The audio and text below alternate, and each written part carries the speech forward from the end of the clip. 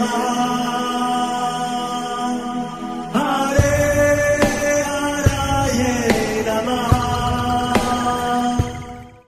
कृष्णा जी, आप सबका बहुत बहुत स्वागत है। मंगलाचरण आरंभ करते हैं।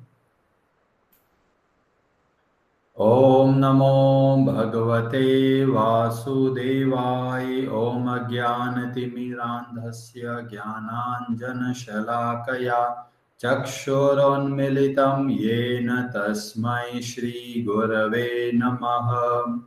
नमः ओम विष्णुपादाय कृष्णप्रेष्ठाय भूतले श्रीमते भक्तिवेदांत स्वामिनिति नामिने।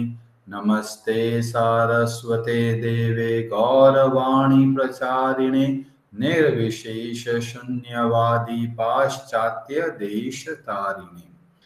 जय श्री कृष्ण चैतन्य प्रभु नित्यानंद श्री अद्वैत गदाधर श्रीवासादि गौर भक्त वृंद।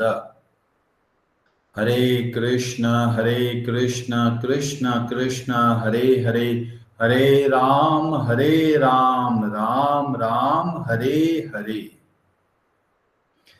कार्पण्य दोषोपहत स्वभावः पृच्छामि त्वां धर्म सम्मूढचेताः। यच्छ्रेयः स्यान्निश्चितं ब्रूहि तन्मे शिष्यस्ते अहं शाधि मां त्वां प्रपन्नम्। हरे कृष्णा जी।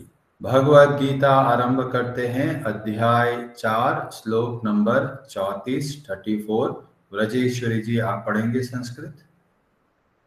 हरे कृष्णा।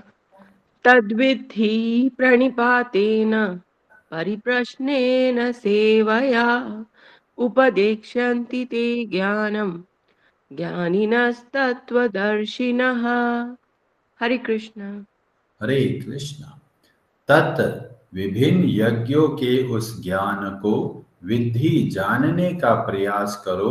प्रणिपातेन गुरु के पास जाकर के, परिप्रश्नेन विनीत जिज्ञासा से, सेवया सेवा के द्वारा, उपदेक्ष्यन्ति दीक्षित करेंगे, ते तुमको ज्ञानम ज्ञान में, ज्ञानिनः स्वरूप सिद्ध, तत्व तत्व के, दर्शिनः दर्शी।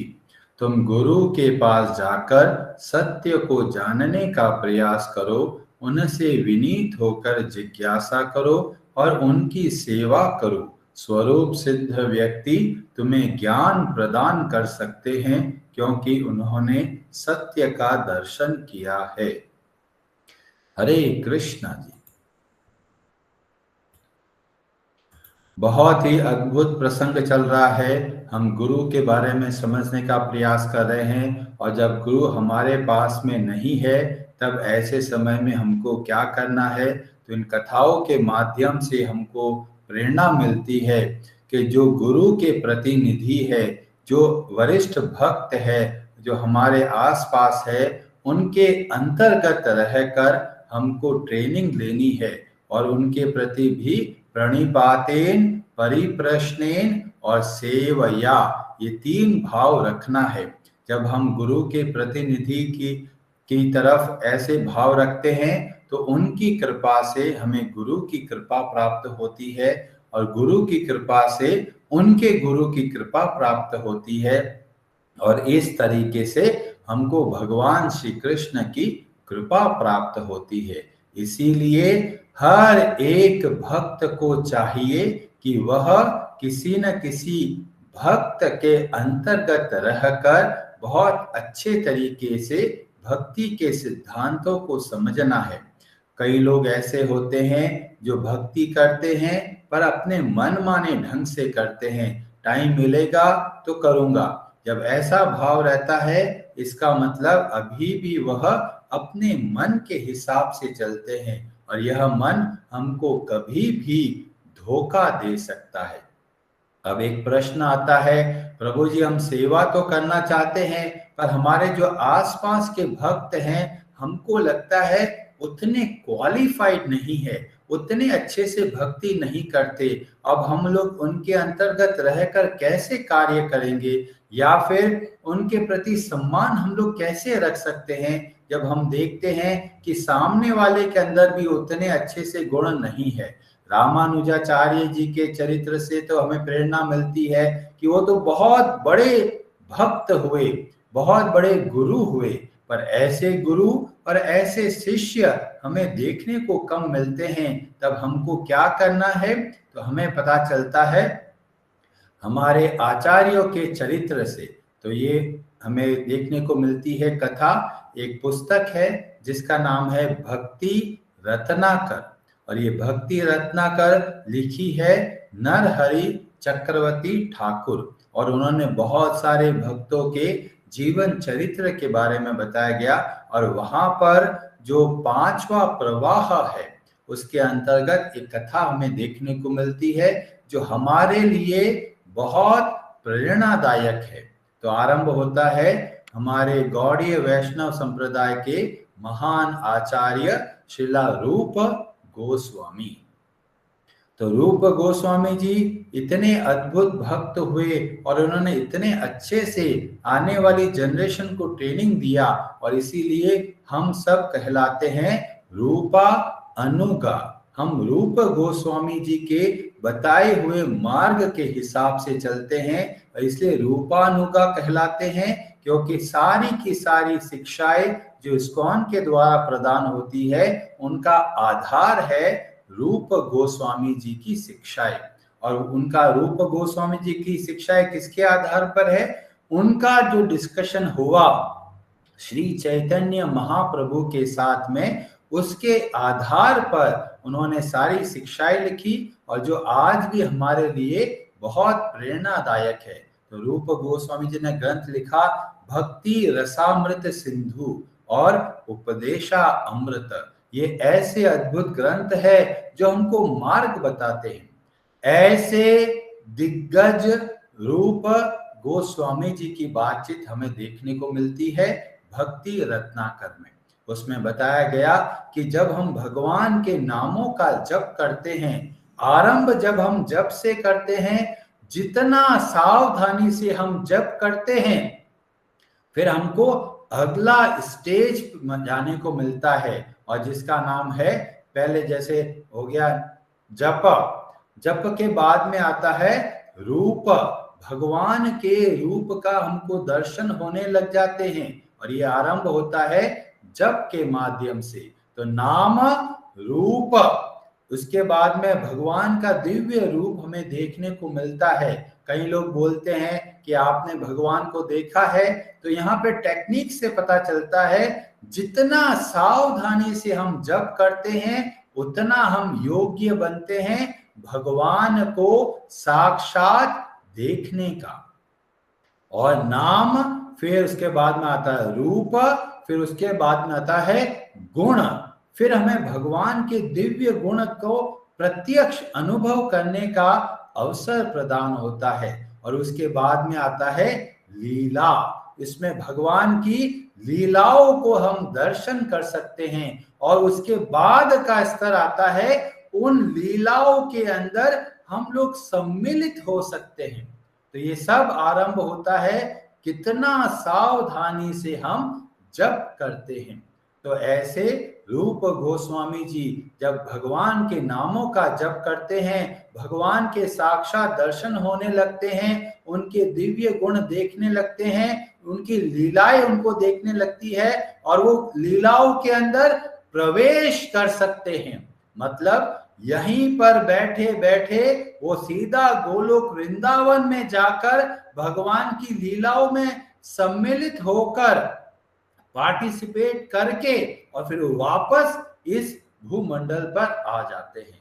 इतना अद्भुत प्रभाव है, और आरंभ होता है कितना सावधानी से हम जप करते हैं। तो एक बार रूप गोस्वामी जी भगवान के नामों का जप करते करते नाम रूप गुण और लीला, तो गोलोक वृंदावन में पहुंच जाते हैं, और वहां पर एक लीला चल रही होती है, और रूप गोस्वामी जी उस लीला के अंदर सम्मिलित हो जाते हैं। और सम्मिलित हो गए हैं और उनका जो शरीर है वो ऐसे ही पृथ्वी पर है जैसे कोई ध्यान लगा के बैठे हैं। और इतने में ही लीला का कुछ प्रसंग चलता है और रूप गोस्वामी बहुत जोर से हंसते हैं। और पृथ्वी पर जो वृंदावन में जब कुटिया में जब बैठे होते हैं उसी समय एक वैष्णव आते हैं उनके दर्शन के लिए, उनसे बातचीत करने के लिए, और उनके पांव में तकलीफ होती है तो थोड़ा झुक के चलते हैं। और वो जैसे ही थोड़ा दूर से रूप गोस्वामी जी के पास पहुंचते हैं तो जोर से हंसने की आवाज आती है। और वो वैष्णव मन में सोचते हैं, लगता है मेरा चाल सही नहीं है, मैं ढंग से नहीं चल रहा, इसीलिए रूप गोस्वामी जी जोर से हंसे हैं। और यह भाव को देखकर जो वैष्णव होते हैं उनके मन में बड़ा क्षोभ होता है, मन में बहुत द्वंद्व चलता है कि रूप गोस्वामी तो इतने बड़े भक्त हैं, मेरे शारीरिक परिस्थिति ऐसी नहीं है कि मैं सही चल पाऊं, और रूप गोस्वामी जी ने मेरे ऊपर हंस दिया, तो उनको लगता है कि रूप गोस्वामी ने उनका अपमान किया है।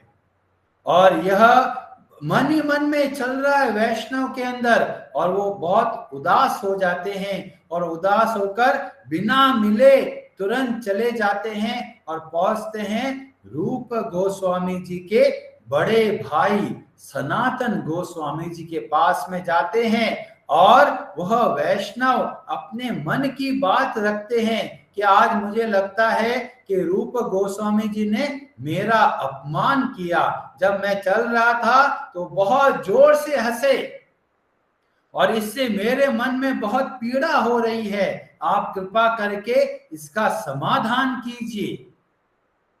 और सनातन गोस्वामी जी बहुत दिग्गज भक्त है, वो तुरंत कहते हैं थोड़ा मेरे को समय दीजिए, और वो तुरंत भगवान के नामों का जप करते करते लीलाओं में जाते हैं और उस लीला को देखते हैं और पता करते हैं कि रूप गोस्वामी जी हंसे क्यों थे।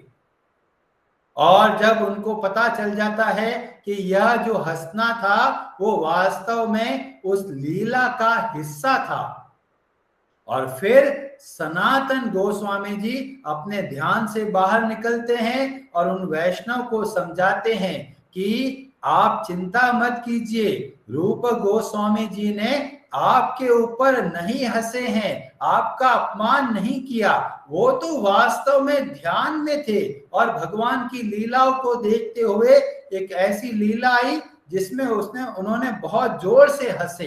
तो वास्तव में आप अपने मन के अंदर किसी तरह का गलत विचार मत लेके आइए। और अब ऐसा वो सुनते हैं तो जो वैष्णव होते हैं उनको मन में बहुत शांति प्रदान होती है। और उस तरफ रूप गोस्वामी जी जो भगवान की लीलाओं में लीन होते हैं, अचानक कनेक्शन टूट जाता है और वो बार बार प्रयास कर रहे हैं भगवान के नामों का जप करते हुए भगवान का रूप और उसके बाद में गुण और लीला के अंदर प्रवेश करने का, पर वो प्रवेश नहीं कर पा रहे। और रूप गोस्वामी सोच रहे हैं, अरे अभी तो मैं इतना अद्भुत लीला का हिस्सा था और अचानक क्या हो गया, भगवान के दर्शन नहीं कर पा रहा और जप भी मेरा ढंग से नहीं हो रहा है। तब उनको लगता है शायद मेरी वजह से कोई वैष्णव के प्रति कोई अपराध हो गया, इसीलिए मैं अच्छे से ना जप कर पा रहा हूं, ना भगवान की लीलाओं में प्रवेश कर पा रहा हूं। और उनका ध्यान भंग होता है। वो देखते हैं कि ये ऐसा क्या अपराध किया मैंने जिसकी वजह से मैं भगवान के दर्शन नहीं कर पा रहा। और आसपास देखते हैं तो कुछ समझ में नहीं आता कि बैठे बैठे ऐसा कौन सा अपराध हो गया मुझसे।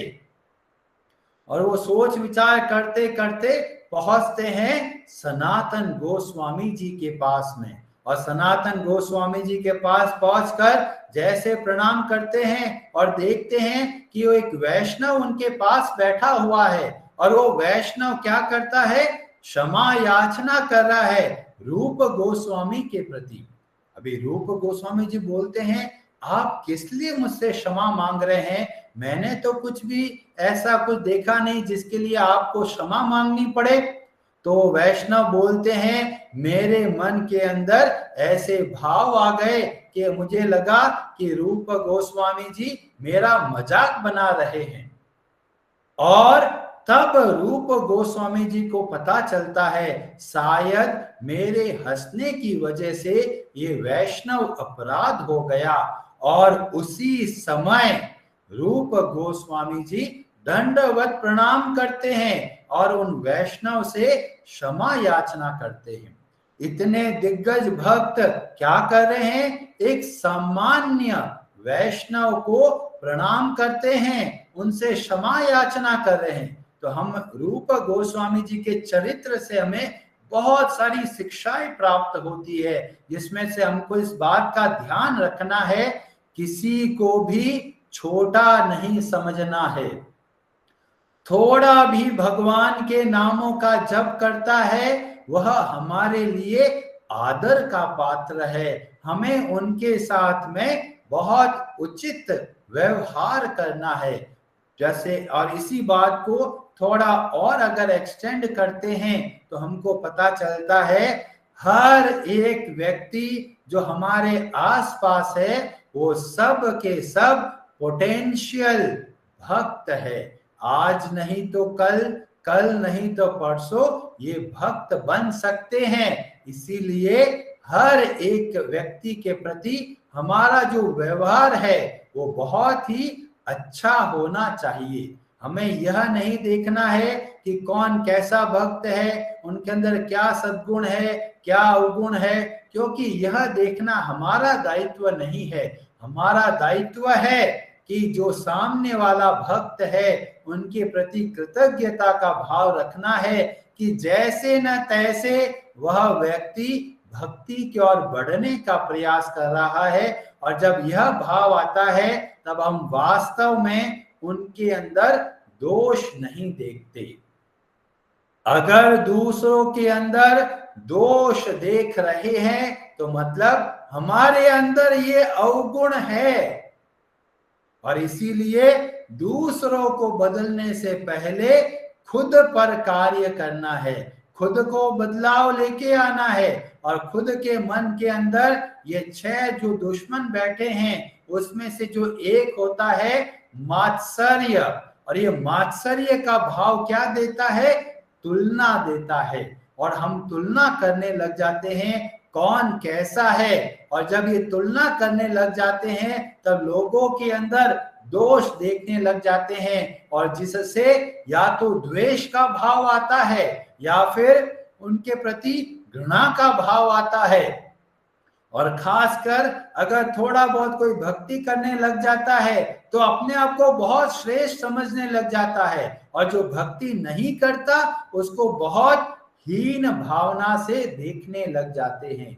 कभी भी ऐसा नहीं करना है, क्योंकि ये मात्सर्य का लक्षण है, ये द्वेष का लक्षण है जो हमको तुलना करना सिखा देता है, और जिसकी वजह से हम तुलना करने लग जाते हैं। ये तो ऐसा है, ये तो वैसा है, और इस चक्कर में आकर जो अवगुण हम देखते हैं दूसरों लोगों में, वो सारे के सारे अवगुण आ जाते हैं हमारे अंदर।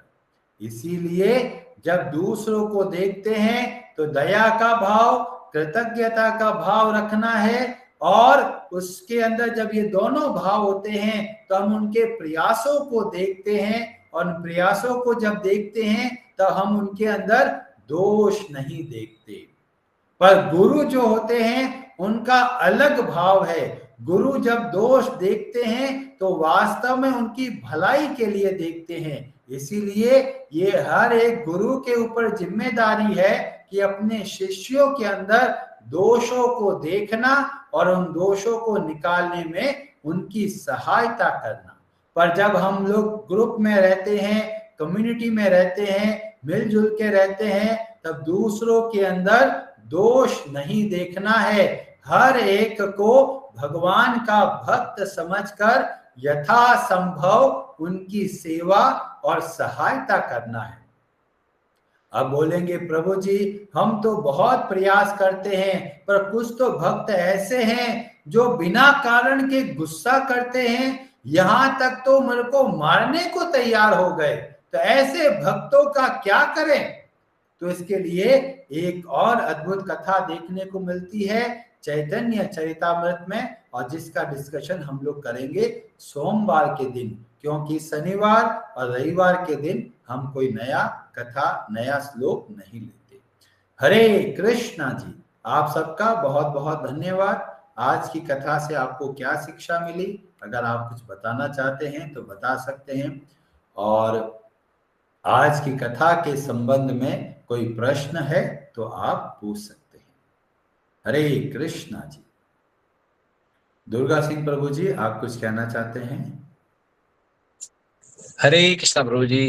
हरे कृष्णा जी। प्रभु जी बहुत ही अच्छी बात तो बताई, लेकिन हमारा मन इतना मतलब मैला हो चुका है कि मतलब हम करने को सोचते हैं कि मन नहीं निकाले, लेकिन फिर भी भावना आ जाती है। तो ये भावना कैसे दूर होंगी, मतलब कि मतलब होती है कि जैसे आप आते हैं घर में, बहुत सारे बाबा जी आते हैं, मांगने वाले हर मतलब आते हैं, तो उनको हम अपने हिसाब से देते हैं, लेकिन उनके भाव ये लगता है कि ये तो डेली मांगने वाले आते हैं। तो ऐसी भावना क्यों नहीं आते, जो मतलब क्यों ये भी भगवान का भक्त है, ऐसा क्यों नहीं आता कि ये ऐसे भावना क्यों जो होती है हमारे मन में कि हम उससे कि मतलब करते हैं, व्यवहार करते हैं, लेकिन वो मन से नहीं कर पाते हैं, सिर्फ शारीरिक तरह से कर पाते हैं। बहुत इंपॉर्टेंट प्रश्न है। साथ में हमको इस बात का ध्यान रखना है उचित व्यवहार का क्या अर्थ होता है। जैसे कई लोग नकली साधु बन के आ जाते हैं और हमको पता है कि खुद वो लोभी बन चुके हैं, बिना काम किए फ्री में खाना मिल रहा है, फ्री में पैसा मिल रहा है, इसलिए हर रोज मांगने आ जाते हैं। अभी एक बार हमने दे दिया, दूसरी बार दे दिया, अब तो हर रोज आने लग गए, तब क्या करें। तो हमने बोला उचित व्यवहार करना है। जब हमको लगता है हमारी वजह से वो लोग और आलसी बनते चले जाते हैं, तब हमको चाहिए कि उनको मना करें। और इस बात को समझना बहुत जरूरी है। कई लोग सोचते हैं कि ये तो बहुत बड़े भक्त है, जो मांगे हम देते चले जाएंगे, पर हमको इस बात का ध्यान रखना है कि हमारी वजह से क्या वो और लोभी तो नहीं बन रहे, या फिर हमारी वजह से कहीं और वो आलसी तो नहीं बन रहे। तो इसीलिए हमको उचित व्यवहार करना है। जब हमको लगे कि परिस्थिति बहुत जेन्युइन है, परिस्थिति सही है, उस समय में आप सहयोग दीजिए, अन्यथा आप हाथ जोड़कर माफी मांगकर सहयोग देने से मना कर सकते हैं। क्योंकि अगर हमने मना नहीं किया तो उनकी आदतें और खराब होती चली जाएगी।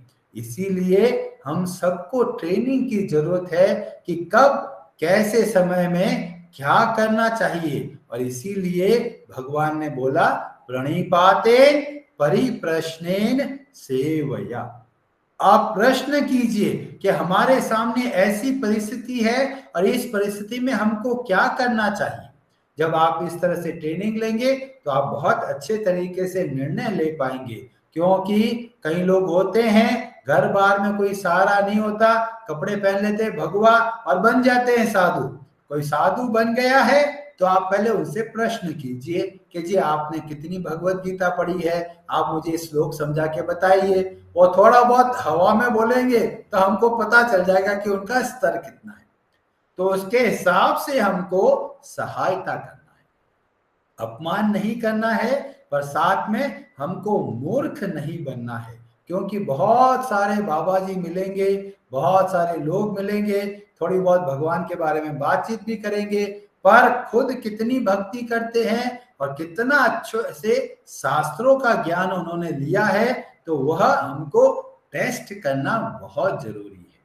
तो आप कोई उपनिषद से पूछिए कि उपनिषद में क्या बताया गया है, आप हमें बताइए। 2-4 उपनिषदों का आप नाम लोगे, 2-4 भगवद गीता का श्लोक पूछोगे, तो हमको पता चल जाएगा कि सामने वाले का स्तर कैसा है। और वास्तव में विद्वान होंगे और भगवान के भक्त होंगे तो उनके स्वतः चरित्र में दिखेगा कि लोभ नहीं होगा, काम वासना नहीं होगी, या फिर क्रोध नहीं देखने को मिलेगा। तो हमको निर्णय लेना है, क्योंकि कलयुग के अंदर बहुत सारे ढोंगी और नकली लोग मिलेंगे। खासकर जब हम वृंदावन जाते हैं, इतने जगह इतने मंदिर है और हर जगह पर पैसा मांगते हैं। हम कहां कहां पर पैसा देंगे? अगर 1 रुपया भी दिया तो 5000 मंदिर है तो 5000 रुपया लगेगा, और अगर 10 रुपया दिया तो 50,000 रुपया हमको देना पड़ेगा। और कहां से पैसा लेके आएंगे हम? इसीलिए सोच विचार कर परिस्थिति के अनुकूल जो सही लगे वैसा आप करें। हरे कृष्णा जी। हरे कृष्णा प्रभु जी। हरे हरे नमः।